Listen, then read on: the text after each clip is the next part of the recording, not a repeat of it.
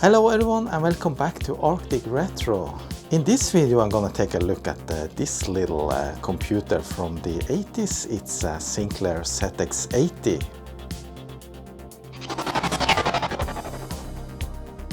So I actually wanted one of these for my collection for a long time, but I haven't had the opportunity to get me one until now, and the reason for that is that there isn't many of them anymore, at least not in this part of the world, and the ones you find on eBay and places like that, they are very expensive. I couldn't really afford one until now. I recently got this from my friend Robert over in Sweden, and he was kind enough to let me have it for free, and that's very nice, and I'm really thankful about that.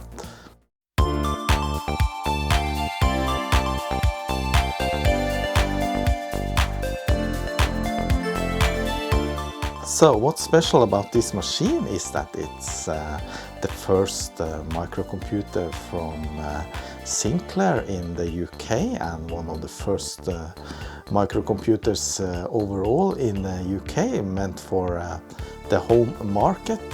And it's a very simple computer. It's just a 1 kilobyte of RAM, and it was sold both as a complete machine and as a kit which you could build, and it has a very simple design. So I'm really curious about this machine and how it is inside, and I'm not sure if you can see it, but it's kind of dirty and scruffy, so it needs a good cleaning and restoration.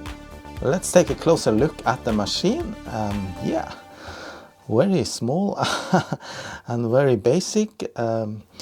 This was the first computer sold for under 100 pounds in the UK. So I guess they had to reduce cost where they could. And it was released in January 1980. It has 1 kilobyte of static RAM and 4 kilobytes of ROM. And it has no audio and no color, just black and white. It has a Z80 processor, and the machine is actually called after that, Z80 with an X, mysterious X there. If we take a look at the back side, there's not much to see here. It's a little bit labels and nothing much, just plastic. It is missing a couple of screws, I can see.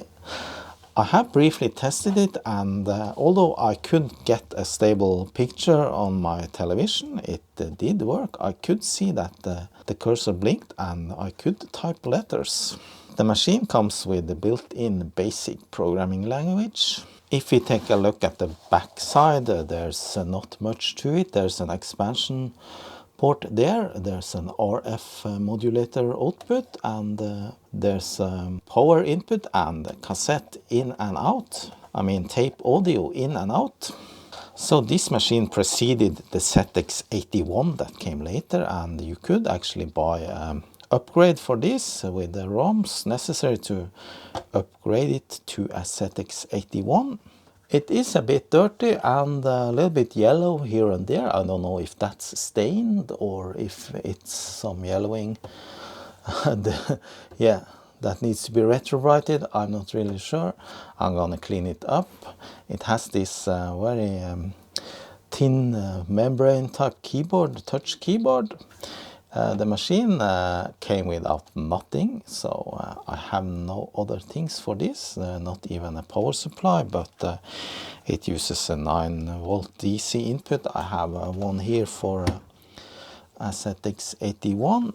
So my plan for this video and this machine is to clean it up and replace any electrolyte capacitors, and also see if we can upgrade it a little bit with regards to the video output. It has only RF, and It's a very poor RF signal, that's why I could not get my TV to tune into it properly. Probably works better with an old TV, CRT TV, but not my modern TV. But I want to convert this to composite video output instead, and we'll see about that. But first, let's just hook this up and see if we can get anything on the screen. For that we need a regular coaxial cable, and yeah, before I plug it in I'm gonna clean the RCA contact here a little bit with some contact cleaner. Later I'm gonna open it up, obviously. Alright, so if you had a ZX80 or ZX81 back in the day, please tell me in the comments and write a few words about your experience with those machines. Okay, in order for my TV to tune in to this machine, I have to go to the settings and do a channel search. And yeah, problem with a weak RF signal like this one has is that my TV can't tune properly in on it, but we'll see what we can find. So while I search, it actually finds something there. You can see it flashes with a white screen, but then it just, yeah, it can't tune into it properly. I guess this uses channel 36 like many other computers, and then it should be around 591 megahertz. Let's see now if it finds something.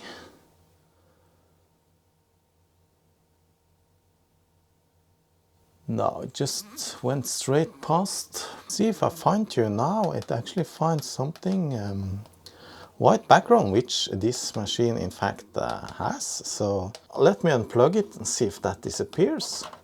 Yeah, sure enough, that disappears. So there is something, but can't home into it.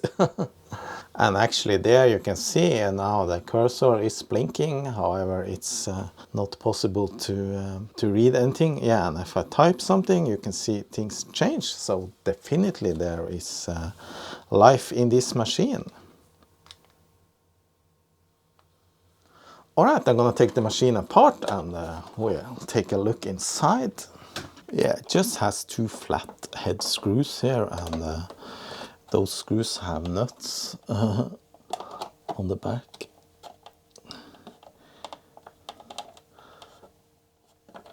So nothing fancy there. So what does it reveal? Maybe there's one more screw. Yeah, of course. I didn't notice. Now let's take a look. So that's it. There's not much to it. There's a ROM. There's a CPU, a Z80, and there's a lot of basic logic chips, a voltage regulator, and 1 and 2 electrolyte capacitors, and that little RF modulator that's pretty lousy quality. To get the motherboard and the keyboard loose, there are some rivets. I think there's 2 rivets there, plastic ones. I think you just push those up, and also there's some plastic hooks here. Just push them in. Yeah, that's loose. This mechanism, I'm not really sure. I think you just push them down.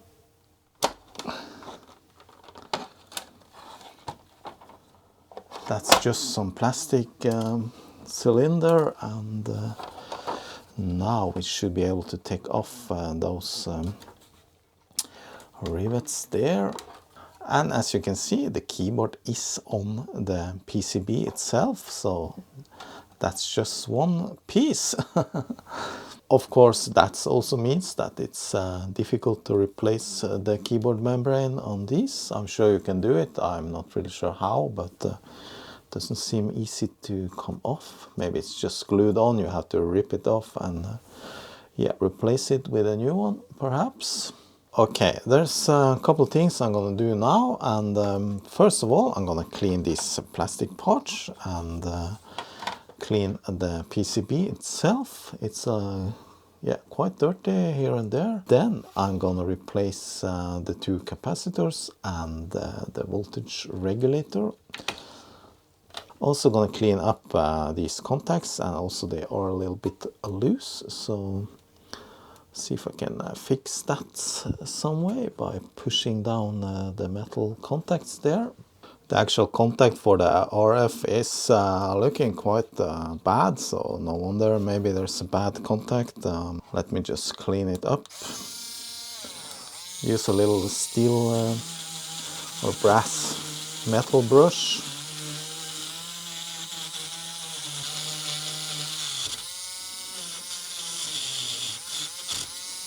While I'm at it, I'm just cleaning a little bit of the expansion port.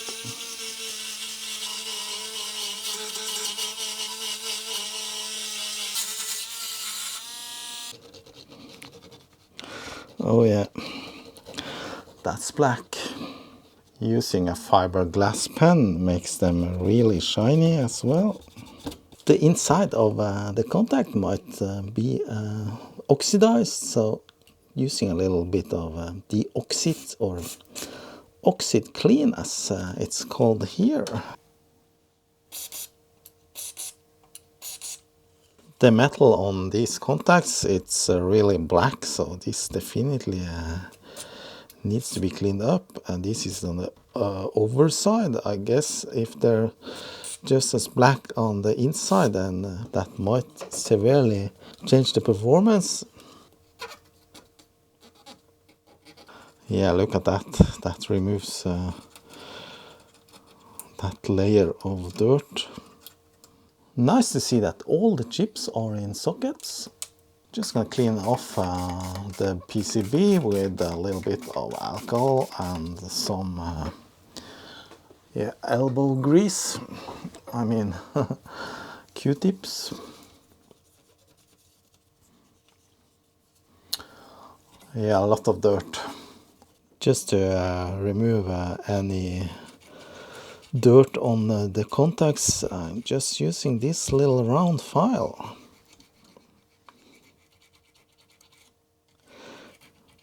Now these contacts, there are two spring-loaded metal pieces here, and yeah, they felt a little bit loose, and I can see some of them are not as far down as the others, so I'm thinking I'm just gonna try and bend them in and see if they get a little bit firmer.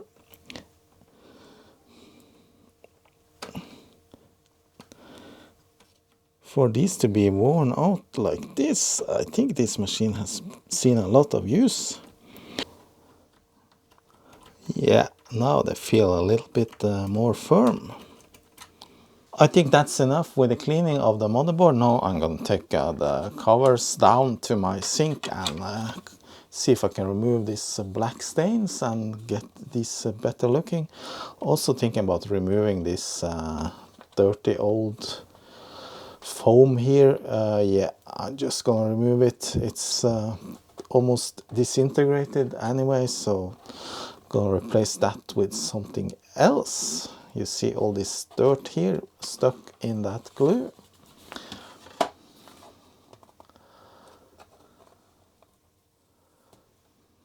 Yeah, and that revealed the original color, so either this is quite dirty or it has yellowed.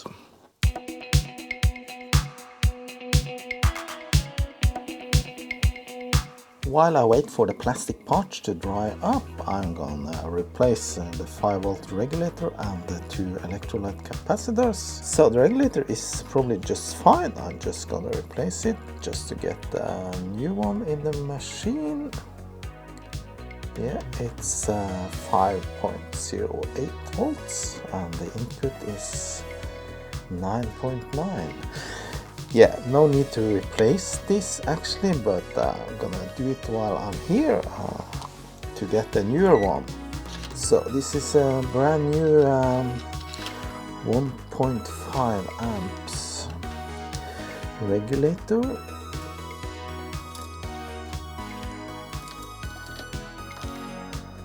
It's quite warm already. I disconnected it just now, but it was on for a couple of minutes and quite warm.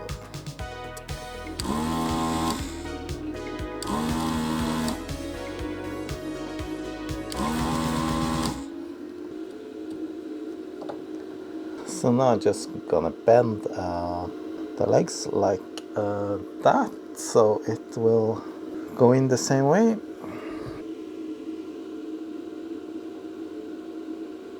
Important that the hole lines up, obviously. Then the two little capacitors.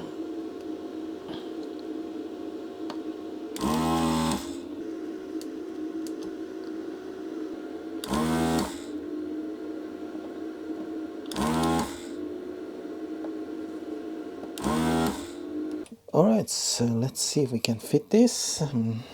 Just gonna screw it down before I solder.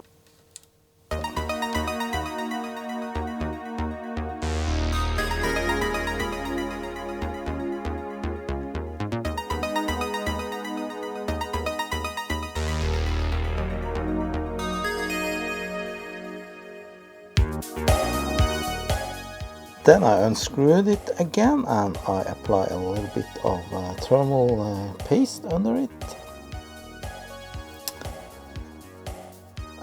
That was a little bit too much, but gonna clean that up in a minute. Okay, now it's firmly secured.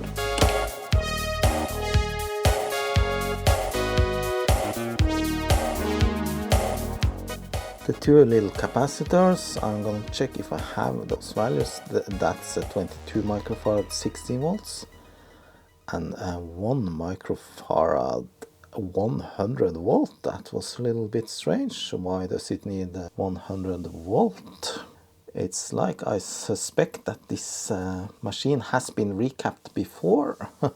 So I checked the big internet and it's supposed to be 22 microfarad 16 volt as I had, and that one is 1 microfarad 50 volts, so I got that one too. So it's gonna be a little bit hot near that heatsink. Just gonna lay it over like that, I think.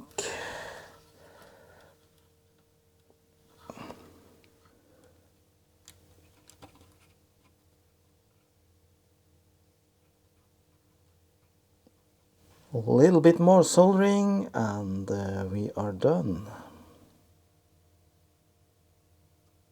I noticed that these solder joints look a little suspicious. There's not much solder on them, and yeah, these are the contacts. So just gonna add a little bit fresh solder.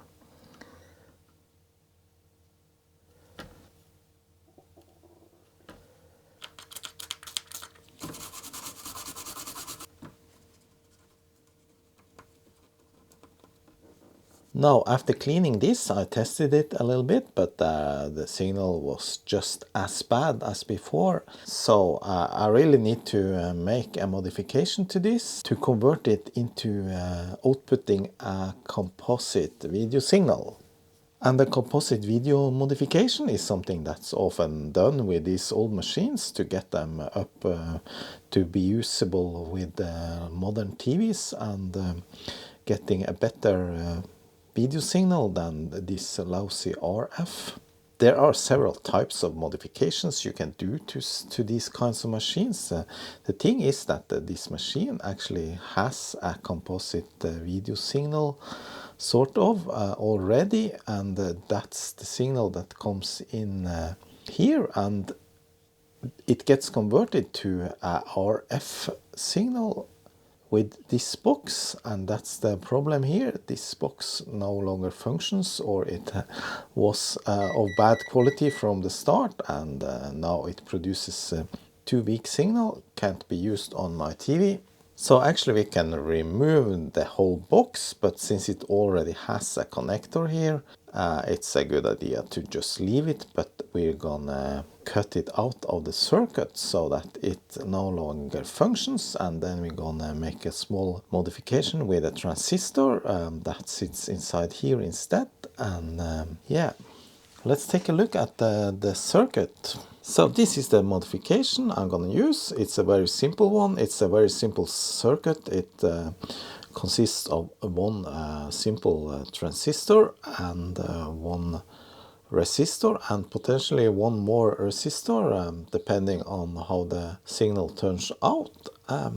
Yeah, and this is a very common 3904 transistor. It takes the video signal from the computer, and also takes plus 5 volt into the transistor, and the transistor then amplifies the signal and sends it out as video out on the same contact as before. The resistors I do have, I'm sure about that, but let me see if I can find the correct transistor, and the writing on these are so tiny that I need to magnify to find the correct one. And the resistors, and it's always nice to have a kit like this that has the most common values. So I need 18 ohm, which I don't have in this kit, but I'm sure 22 ohm will work. Here's the 100. Alright, let's see if we can make this mod. I always prefer to do things reversible, so that if things go wrong or I want to undo the things I do, I can do that. So first I'm gonna cut off the 5 volt line that comes in there, and that essentially disconnects the whole RF modulator. And yeah, the ground is actually the box itself, so we can just use that there. So the difficult part here is to be able to solder and do a good solder job down here, and yeah, it's kind of small, so I just bent up that wire. You can of course make the mod on the outside of the box and just feed the new signal in where the original signal comes in, which is that wire. But if you do it inside, then it's hidden. So now I'm gonna solder together these 3 components, and yeah, do that outside of the box first. And here it's important to note where the emitter, the base and the collector is, and how to solder them up. It is kind of fiddly to solder together 2 wires like that, and I cut the legs on both using these helping hands. Makes it easier, obviously.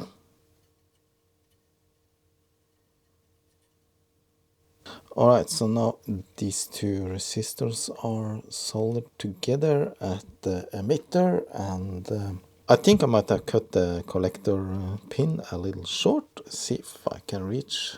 But first I'm gonna cut also this wire here that goes to the output contact, so that we don't have any interference from the electronics of the RF modulator here. Cutting that. Yeah, right there. Just bend it away. Okay, so soldering one leg to this, one leg to this, and the third leg to the shield here. Not really sure if I can record this properly while I do the soldering, because I need a little bit space, and this needs to be zoomed in. I think I'm just gonna do it and then I'll show you afterwards. Also need to cut the video signal wire down there. It's hard to reach. So now we have the video signal on that wire there. I can push a little bit more wire in, I think. Okay, let's see now if I can reach down there and solder those 2 wires together.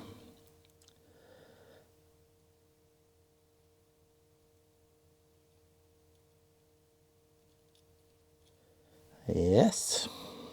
And now soldering the video signal wire.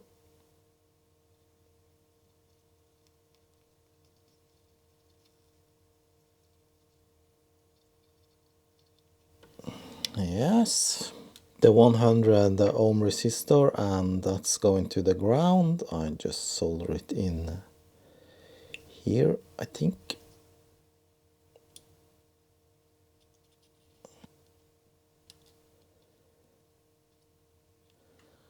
Yeah, I think that's good.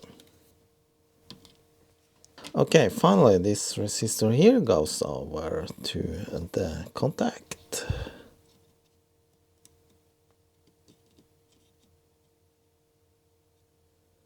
Alright, that's done then. Let me just move around a little bit these wires so that they don't touch anything. So that's not going anywhere, and now I can place the lid back on. Okay, let's see if this worked. I have made this mod before on a ZX81, but never on a ZX80. But it's the same, so if I didn't do a mistake, then I'm sure it's gonna work, but I still don't know if the machine works. It might be faulty. Okay, let's switch over to SCART now. Because now I'm not using the RF cable, I'm using a video cable to the SCART input on the TV. Well, yes, look at that. Nice. We have a signal, but yeah, it's not the best. It has some color artifacts. This should be only black and white.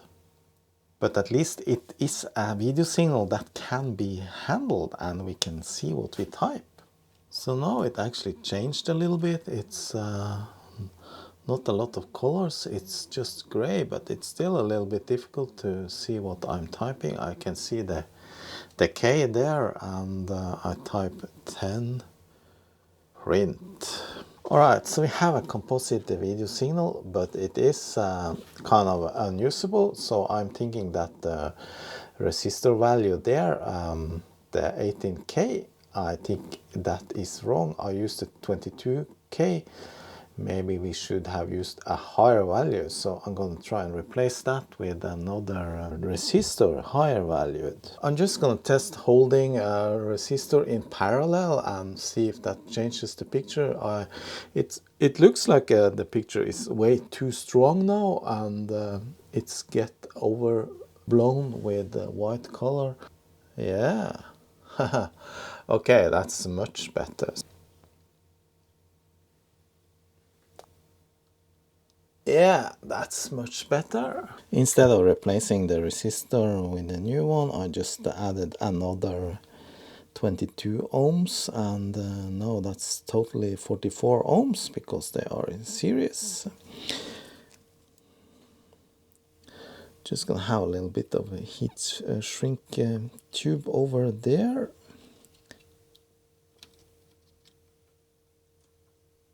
So let's test with a new resistor.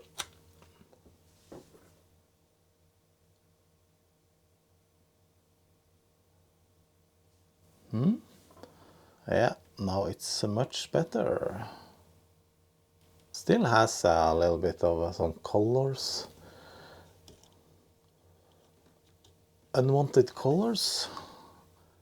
But I'm not sure if that's my TV or the computer. Let's try and switch source.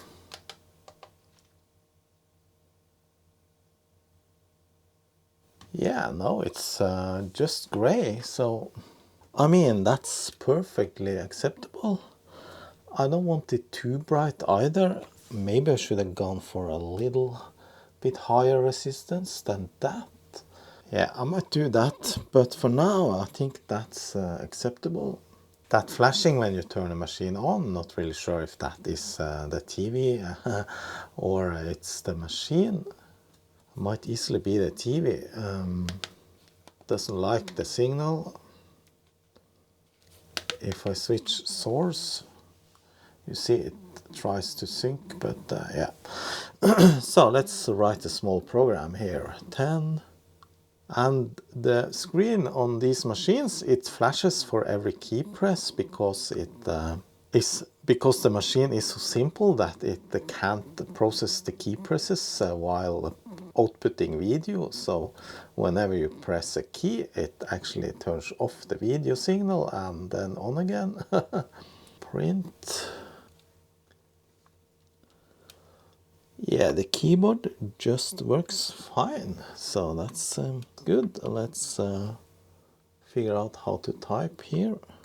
It's kind of a painful experience, but I guess when you get used to it, it works.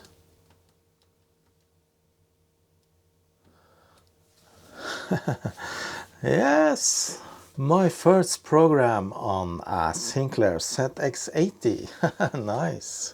So I tested a little bit more, and it seems like my TV have sometimes real problems. Yeah, using the signal, I also tried to replace the resistor with a little bit higher resistance, but still a little bit, yeah, as you can see, really struggles. And if we take a look at the oscilloscope on the actual signal, so here you can see the composite video signal, and yeah, as you can see, it's over 2 volts, so it's between 2 and 3 volts, and that's not correct. A composite video signal should be between 0 and 1 volt, if I remember correctly.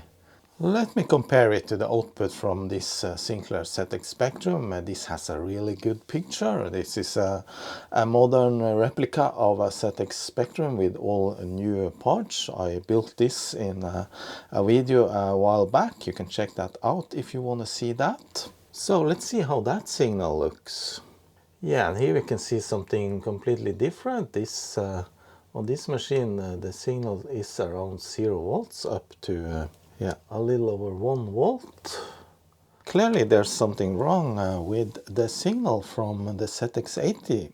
So to see if I could find a sweet spot with the resistor value, I soldered in this potentiometer, and with that I can adjust the strength of the signal.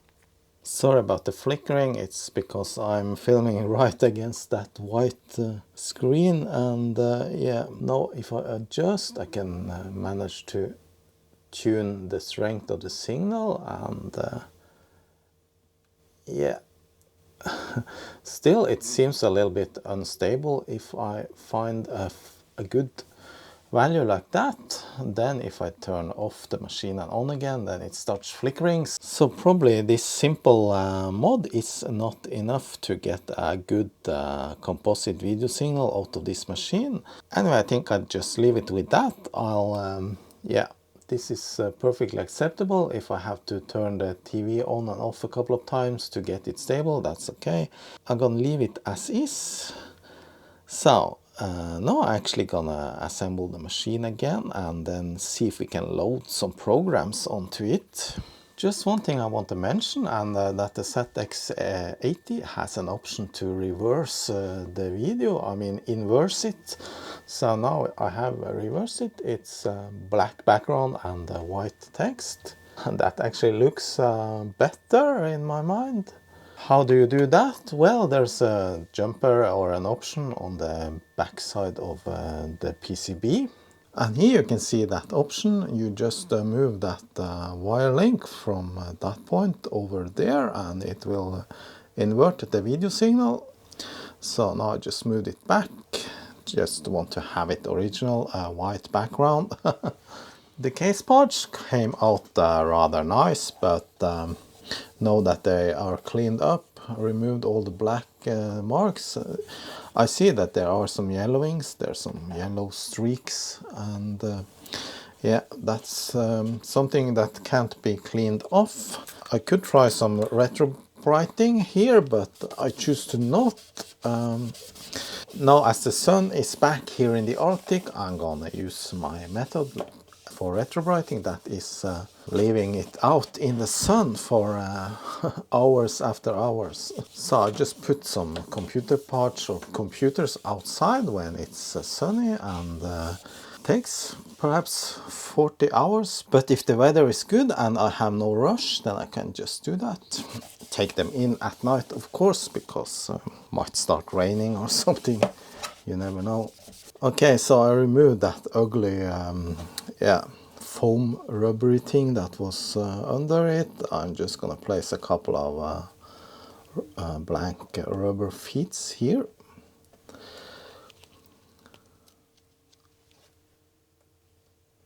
I think that's better. I'm not sure if this case is from the kit that were sold that you can build yourself, or if this was the pre-made machine. I don't know if there was any difference. I'm gonna place a couple of heat sinks on the CPU. Placed one additional heatsink there. Oh no, that did not work because there's no room for any heat sinks. The plastic just goes straight down there, so yeah, I just removed those. I didn't find any nice metal screws to replace the ugly old ones. Either the ones I had were too short or too long, but I have these nylon screws and they look rather nice. They are long, but I'm gonna cut them. Just need to figure out what length. Nylon is perfect and almost the same color.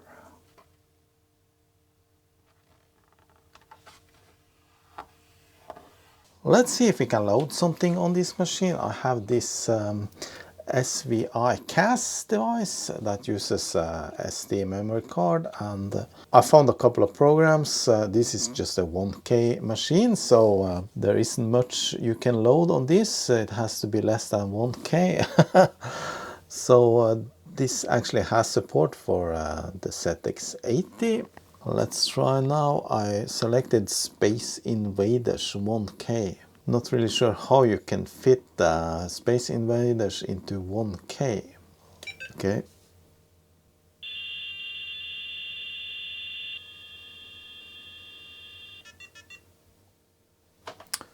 Yes, look at that. That loaded. But while the screen turned off and came back again, it started blinking.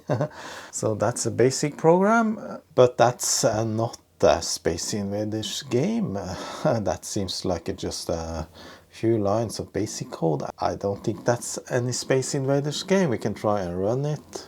It just asks for bytes and fills this array. Let's see if we can find something else. No, my TV finally decided it won't sync to this video signal no more, so I have to take a look at that. But yeah, I found something else here. I loaded some Breakout game, so let's see if that works. Yes, that's Breakout. Yeah, there's no sound on this computer, as I said. Okay, now it's stabilized, so you can steer the paddle with 5 and 8. Yeah, kind of cool. This machine doesn't have any graphics mode, it's just character based, so yeah, that's what you get. There's no scoring or anything, you don't get points. Alright, that was it for this video. The machine worked and I'm pretty happy about that. I did some sort of easy composite video mod to it, but it doesn't work perfectly, so I need to figure out how to fix that. Maybe I'll find some other modification that works better.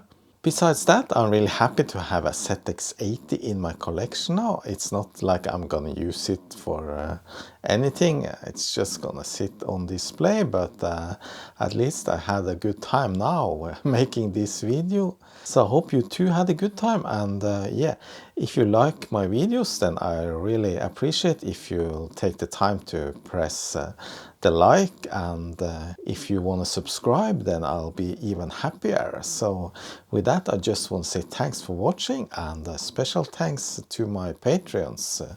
See you, bye bye.